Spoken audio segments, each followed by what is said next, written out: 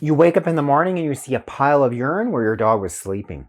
Quite likely your dog, they're incontinent. Urinary incontinence is actually very common in our dogs. In this video, I'm going to be showing you 7 remedies to help your dog with incontinence. And these are some new remedies that you've never heard of. Are you looking to learn more about natural pet health and wellness? You've come to the right place. Click the link to subscribe to Veterinary Secrets. I often saw dogs in practice that were incontinent.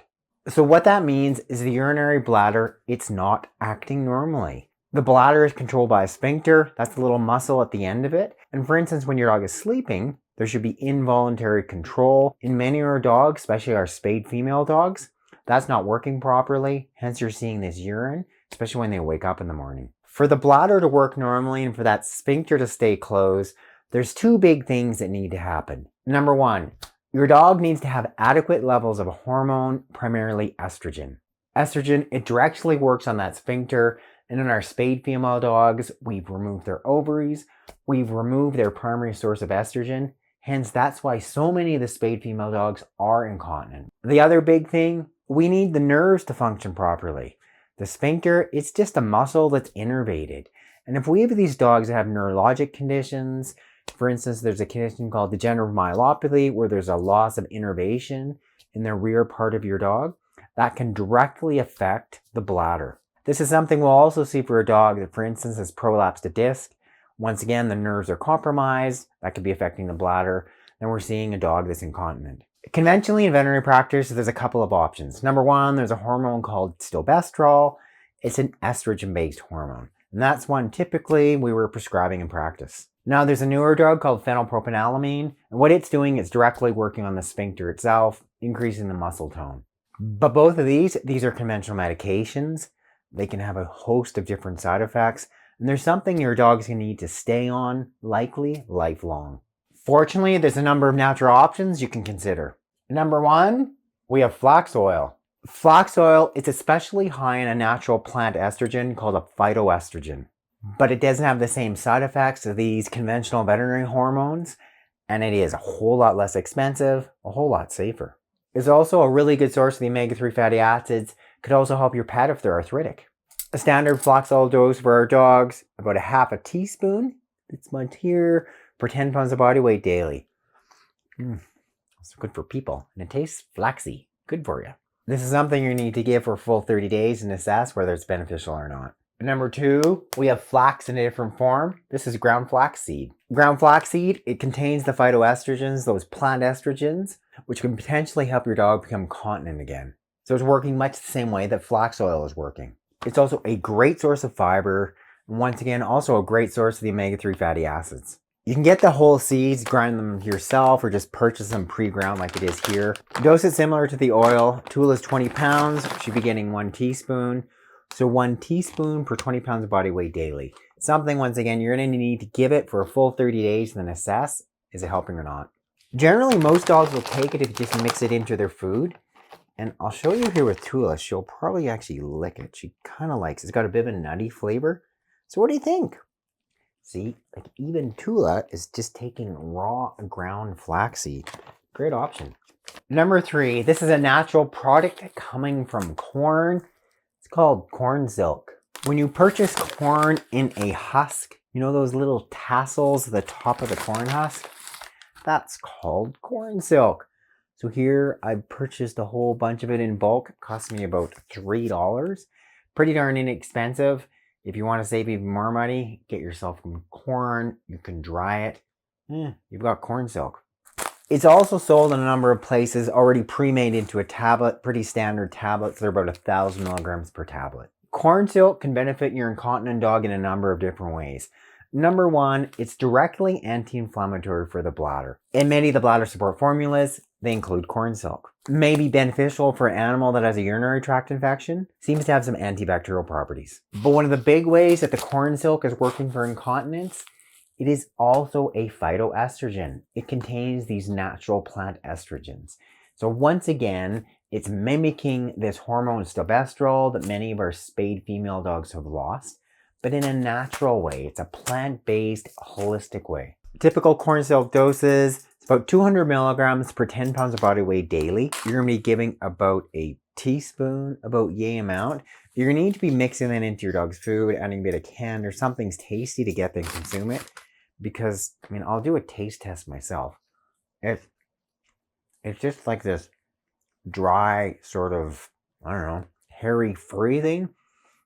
Not really, doesn't taste like much of anything, but I'm pretty sure most dogs wouldn't readily consume it unless it's disguised in something. Doesn't taste bad, just doesn't have any flavor. So at least try it for a full 30 days and then assess, if not a full 60 days. I mean, so many of these holistic remedies, they're not going to work near as fast as either, that stilbestrol. But if you give them time and give the body time to adjust, then you may see some benefit. So if you can go full 60 days, then decide, yeah, this corn silk is helping or it's not. I think it's a really good one to consider trying though. Number 4. This is a capsule form of these natural plant sterols. This here is primarily beta-sitosterol. When I say the word plant sterol, think of natural plant steroid. The most important natural plant steroid, the one we're talking about today, it is a phytoestrogen or a plant estrogen. And that's what beta-sitosterol is. I've talked about using it for our dogs that have allergies. It's been well studied, and they've seen many of the dogs that have atopy, this environmental allergy, they're responding really well to beta-sitosterol. But it's very commonly used for people to help naturally lower our cholesterol.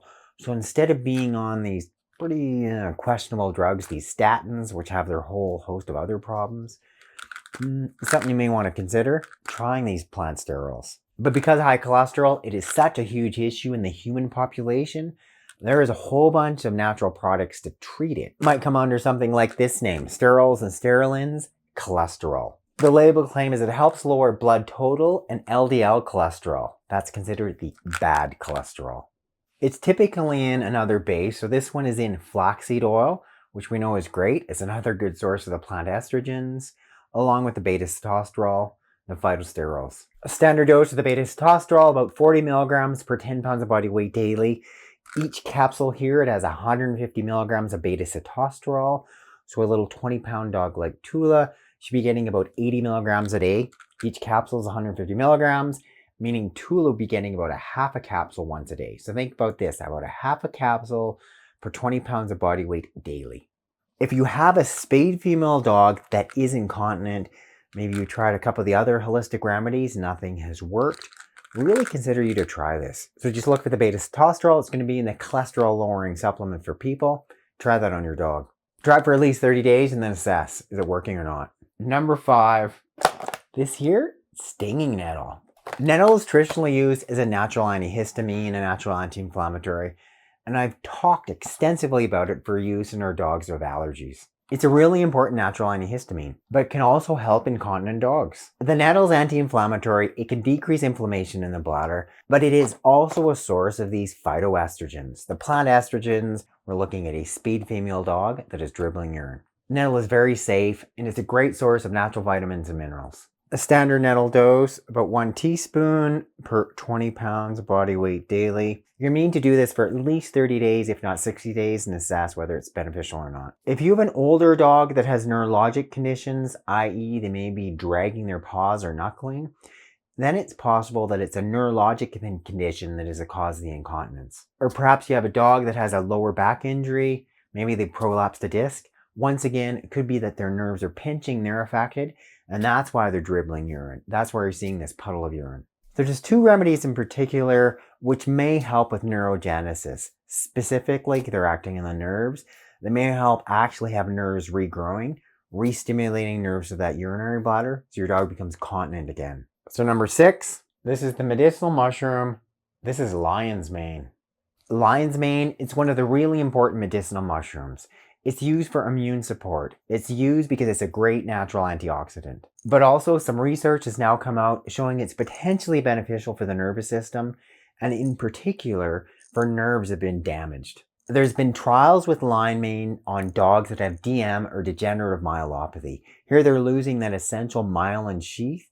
Their nerves are no longer conducting normally, and that's why they have these wobbly rear ends. We're seeing this progressive rear limb weakness. There's very few, if any, good conventional options, but lion's mane is considered a serious alternative for that. So knowing that, it's also an option for a dog that is incontinent. We suspect that the nerve is the underlying cause.